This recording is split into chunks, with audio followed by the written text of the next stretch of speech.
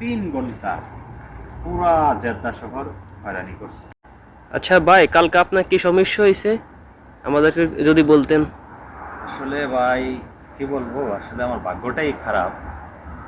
আমি গতকালকে গিয়েছিলাম মক্কায়, আমার ডিউটি পড়ছিল মক্কায়। তখন মক্কায় কাজ শেষ করে আসার পথে আমি যখন মক্কা থেকে রওনা দিছি জেদ্দার উদ্দেশ্যে, তখন আমি চেকপোস্ট পার হয়ে আসার প্রায় 10 কিলোমিটার পর দেখতেছি যে পুলিশের গাড়ি একটা আমাকে ইশারা দিচ্ছে, সিগন্যাল দিছে যে আপনার গাড়িটা থামান। তখন আমি গাড়িটা থামানোর পর পুরো গাড়ি তল্লাশি করলো। তল্লাশি করার পর আমি পুরাটা গাড়ি তল্লাশি শেষ প্রান্তে আমার গাড়িতে আমাদের বাংলাদেশে যে কাঠার থাকে, একটা কাঠার আছে যে এটা দিয়ে আমি এখানে কাজ করার সময় কিস কাটি বা সুতা বা দড়ি বা রশি যেটাই বলি এগুলা কাটি, ওই জিনিসটা কাটার একটা যন্ত্র আছে সিক্কিন। এই দেশে বলে সিক্কিন আর আমাদের দেশে বলে কাটা। ওই কাটাটা পাওয়ার কারণে আসলে এই দেশে গাড়িতে এগুলো থাকলে সমস্যা। যেমন ধরেন আমি এই গাড়িটা চালাই, এটা হচ্ছে দাব্বাব। এই দাব্বাবটা চালাই।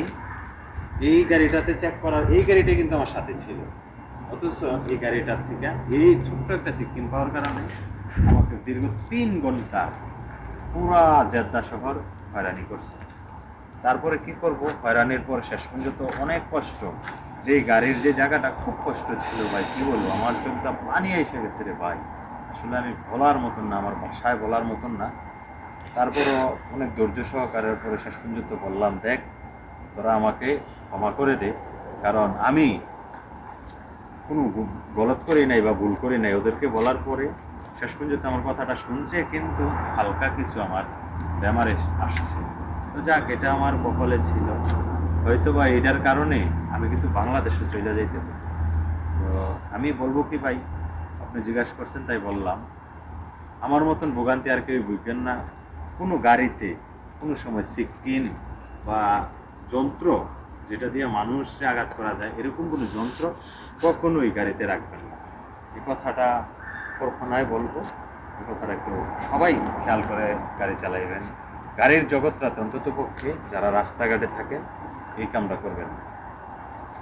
আমার এটাই ছিল, কিন্তু আমি অনেক অনেক কষ্ট পেয়েছি ভাই। যেহেতু কি বলবো, মানে বাসায় বলার মতন না। যে কষ্টটা আমি ভুগছি, এই কষ্টটা বাসায় বলে শেষ করতে পারবো না।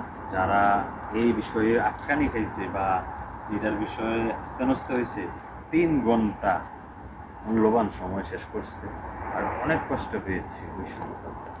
ঠিক আছে, তো আমি বলবো যারাই গাড়ি চালান খুব সাবধানে চালাইবে। এটা ছিল আমার মনের দুঃখ। আসলে এই দুঃখটা কাউকে বলার মতো না।